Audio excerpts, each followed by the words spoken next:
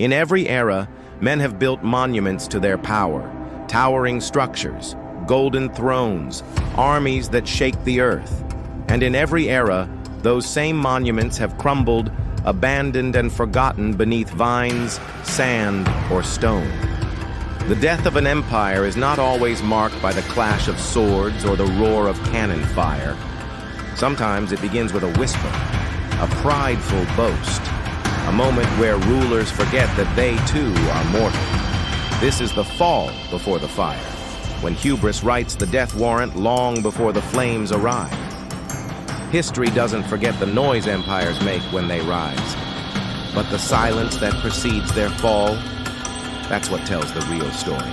In the shadowed lands of ancient Mesopotamia, the great city of once stood as a beacon of civilization, temples, trade, and writing carved into clay.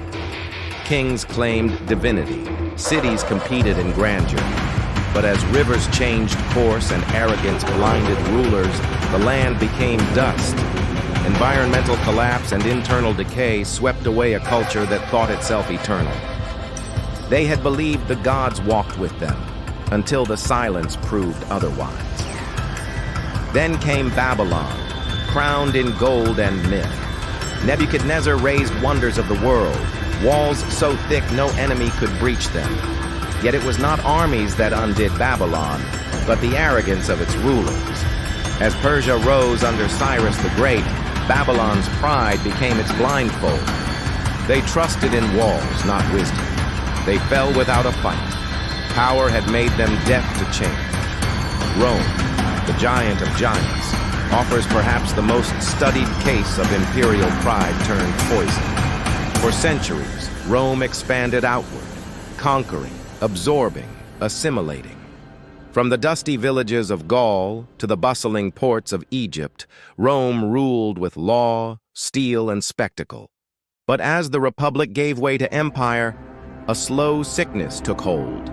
The emperors, once servants of the state, crowned themselves gods. The Senate became a stage. Bread and circuses numbed the masses. Corruption spread through every layer of governance. They thought the empire too vast to fail. They believed Roman blood made them invincible, but the fire had already begun. Germanic tribes tested the northern borders. Economic instability hollowed the treasury. Morality and unity fractured. Rome had long feasted on the strength of others, but now there was nothing left to consume. The Visigoths didn't just sack a city. They shattered the illusion of invulnerability. The Western Empire collapsed, not because it was attacked, but because it was already broken when the final blow came. The lesson is eternal. Hubris is the ember that ignites the fall. The Greeks knew this. In their tragedies, hubris always led to downfall. Oedipus believed he could outwit fate. Agamemnon returned home proud, only to die by the hands of those he wronged.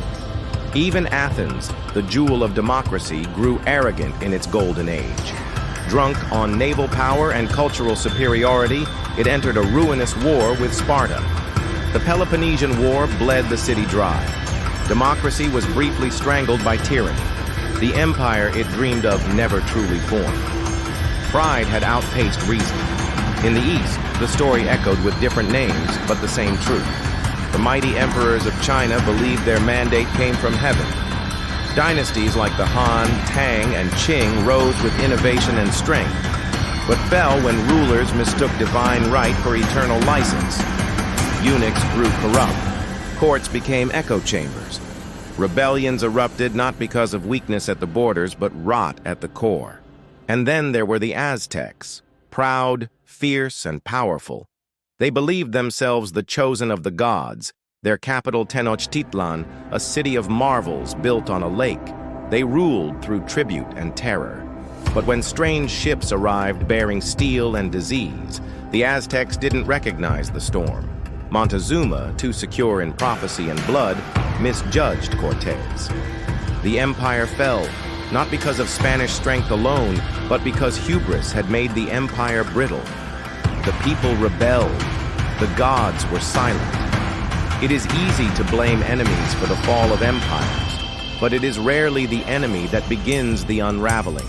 It is overconfidence, the belief that nothing can change, that the current order is ordained, unshakable, divine. Even in the modern world, the ghosts of fallen empires linger. The British once claimed dominion over a quarter of the globe. The sun never sets on the British Empire, they boasted. But in the echo of that boast lay their undoing. Revolutions in America, India, Africa, sparked by the arrogance of colonial rulers who believed they were civilizing, not subjugating. World wars drained the empire's lifeblood. It collapsed under the weight of its own illusion. The Soviet Union, too, was brought down not just by outside pressure, but internal arrogance, a belief in ideological infallibility. Leaders silenced dissent, inflated success, ignored hardship.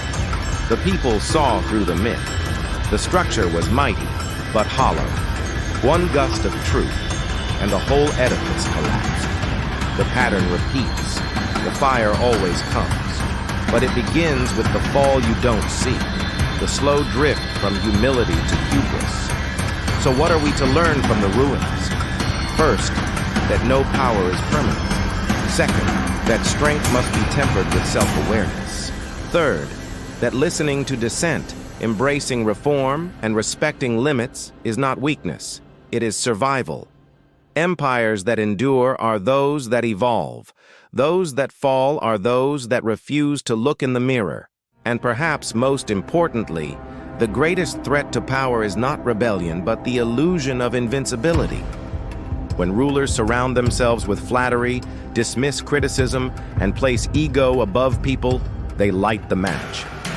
When nations believe themselves immune to history, they step onto the same path worn down by Rome, Babylon, and countless forgotten names buried under time. The fire is never far behind the fall, but it is not fate, it is choice. Empires die, but legacies don't have to. The ruins remain to teach, to warn, and to whisper the truth to those who dare to listen.